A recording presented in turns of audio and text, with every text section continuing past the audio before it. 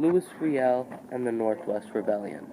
Hello, today I will be explaining the following: the actions leading to the rebellion, the treatment of the Aboriginals, the return of Louis Riel, the three battles, and the execution of Louis Riel. First, I'm going to talk about the actions leading to the rebellion. The actions that led to the rebellion was MacDonald, attempting to sell Métis land while they were trying to get petitions to own the land that they live on, since the government made it a challenge to get the title for their land. While the government and Métis had their land issue, the building of the railway also changed the government treatment to the Aboriginal peoples after they just concluded treaties, as the prices for the railway costs rose between 1882 and 1883. The government lowered the budget on its Indian department. The promise for people to become farmers was not materialized, and natives had to rely on food handouts from the government.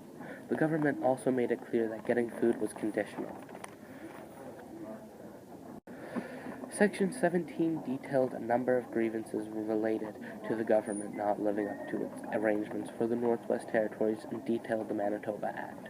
By the end of 1884, tensions were building in the Northwest, and the Macdonald government was in a crisis. More than 5,000 Canadian troops were deployed throughout the Northwest to control the rebellion. The Battle of Duck Lake was an infantry skirmish 2.5 kilometers outside of Duck Lake, Saskatchewan, between the Northwest Manitoba Police and Métis. The battle lasted about 30 minutes.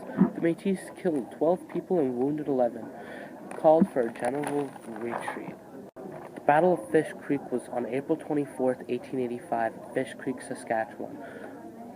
Was a major Métis victory over the Canadian forces attempting to quell Louis Riel's rebellion. Although the reversal was not decisive enough to alter the outcome, it was convincing enough to persuade the Major General. The Battle of Potosi was the decisive battle of the Northwest Rebellion, which pitted the Canadian authorities against the Métis. They fought for 3 days between May 9th and May 12th, 1885.